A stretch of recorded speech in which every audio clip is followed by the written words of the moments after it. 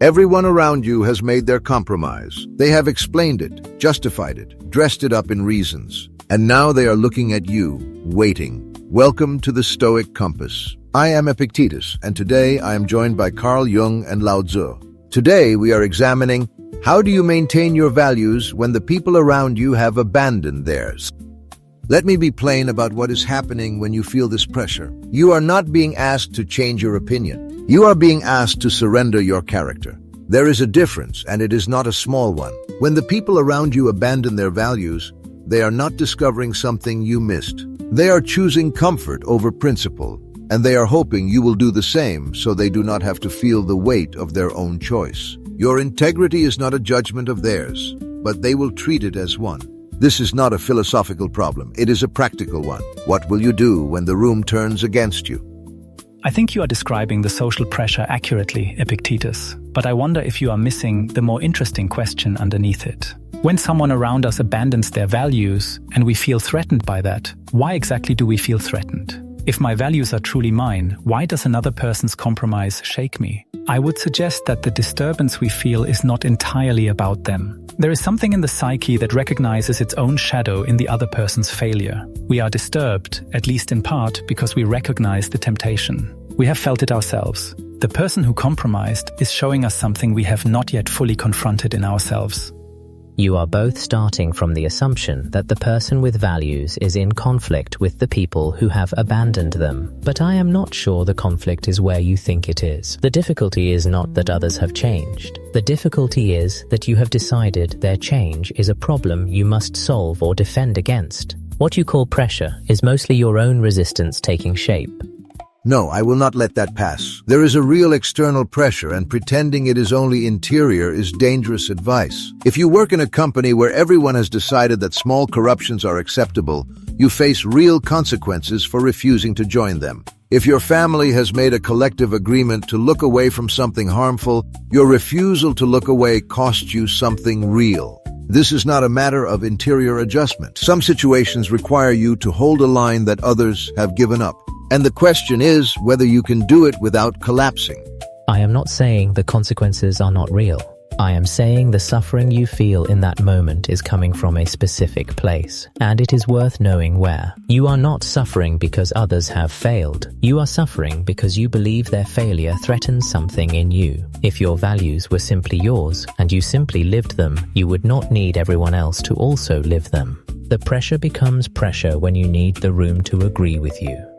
That is close to what I am pointing at, but I want to take it a step further. Epictetus, when you say hold the line, you are describing an act of will.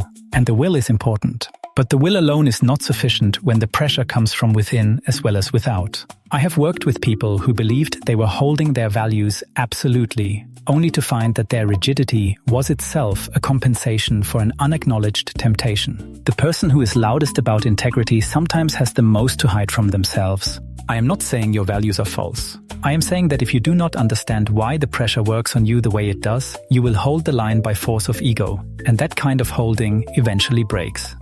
You are asking people to stop and examine their interior life in the middle of a moment that demands they act. That is the wrong sequence. First, you act correctly, then you examine. If you spend too long looking inward before you respond, you will discover that you have already compromised while you were thinking about it. And if you act without understanding, you may act correctly once and then fail the next time the same temptation returns in a different form. Because you never address the root, you manage the symptom, the pattern comes back.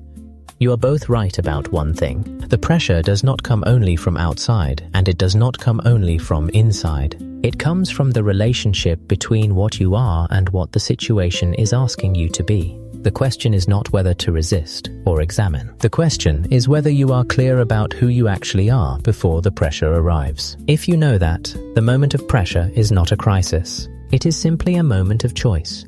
And how do you know who you are? You know by having been tested before. You know by having made a decision in a difficult moment and lived with it. Values are not abstract positions you hold in your head. They are the residue of choices you have already made. If you have never been tested, you do not yet know what you value. You know what you prefer, which is a different thing entirely. Yes, and I would add that the test is not only external, The internal test comes when you discover that part of you wants to compromise, and you must face that honestly rather than suppress it. The shadow does not disappear when you refuse to name it. It finds other ways to express itself. The person who suppresses their temptation entirely without acknowledging it is often the person who betrays their values most spectacularly when the pressure finally exceeds their capacity to contain it.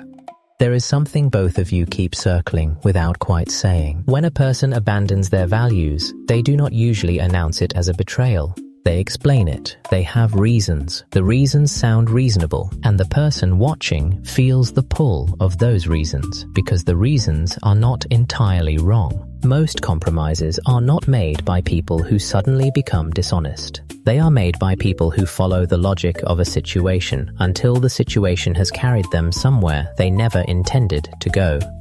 Which is exactly why you do not argue with the logic of the situation. You decide in advance, before the pressure comes, what you will not do. Not what you want to do, what you will not do. Full stop. If you leave the line open for negotiation in the moment will negotiate it away from you.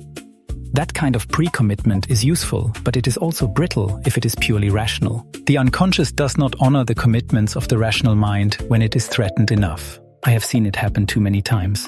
The pre-commitment holds until the cost becomes personal enough. Until it is not just your career at risk, but your marriage, your children's security, the one relationship you cannot afford to lose. At that point, the principle that seemed absolute begins to reveal its conditional edges. And the person is bewildered because they genuinely did not know those edges were there.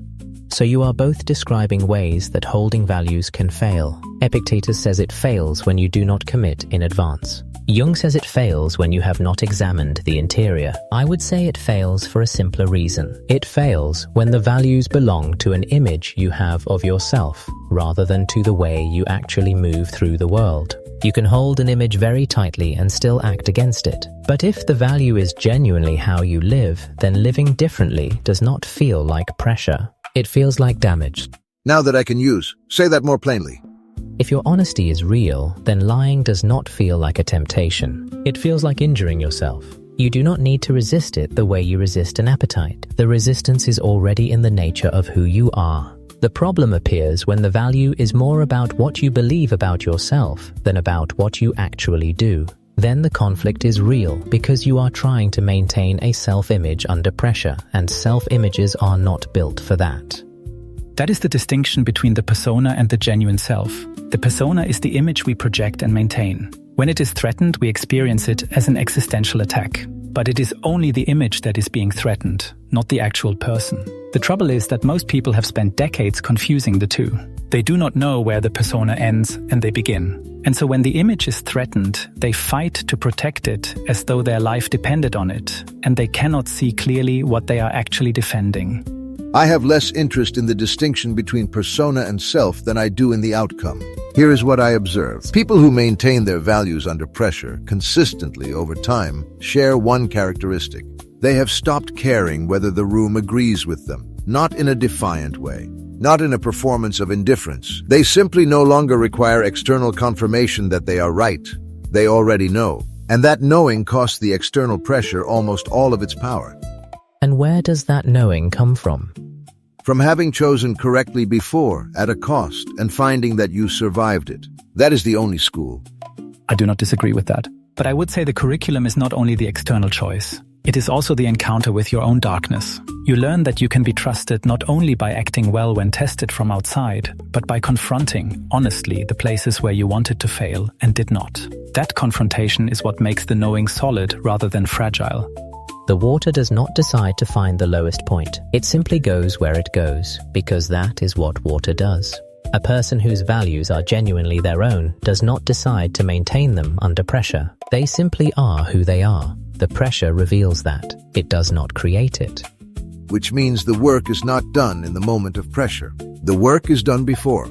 Yes, and the work is not preparation for the moment. The work is becoming the person for whom the moment is not a crisis. And that becoming requires looking at yourself honestly, not once, but continuously, not with harshness, with precision. You're not trying to punish yourself into virtue. You are trying to see yourself clearly enough that your values and your behavior stop being at war with each other. Most people's exhaustion around integrity comes not from the effort of being good, but from the effort of managing the gap between who they think they are and who they actually are. That gap is real, and it is narrowed by action, not by insight alone. Action informed by insight. Action arising from clarity. I will accept both of those, but the action still has to happen. All of this argument, and we have not yet said the one true thing to the person who has to walk back into the room tomorrow. Here is what is actually happening when you feel the pressure to abandon your values. You are not being asked a question. You are being handed a test, and the test is not about them. It is about you. The people around you who have compromised have made their choice. That choice is not yours to fix, judge, or mourn. What is yours is your own next action. You do not maintain your values by arguing for them. You maintain them by continuing to live them quietly without requiring the room to agree. The moment you need external validation that you are right, you have already given the pressure something to work with. Your values are not a position in a debate. They are a description of how you move through the world. Here is what makes the difference between people who hold the line and people who do not. The ones who hold it have been tested before at a real cost, and they chose correctly. That history is what the conviction is built from. If you have not been tested yet, you are not yet sure of your values. You know your preferences. That is different. Today, try this. Think of one place in your life where you are managing the gap between what you say you value and what you actually do. Not to punish yourself, just to see it clearly. Name it without excusing it. That naming is not weakness. It is the beginning of the only kind of strength that holds under real pressure. The room will keep asking. The pressure does not stop. What changes is you if you do the work. You are not trying to be unmoved. You are trying to be clear. Clear about what is yours to carry, and clear about what you will not trade away. Everything else is noise. Walk out of here and do one thing consistent with who you say you are. That is all. Just one thing. It is enough to start. If today's conversation has served you, take it further. Pay Attention by C. Tribu, 12 Lessons in the Practice of Seeing Clearly. Available now on Amazon.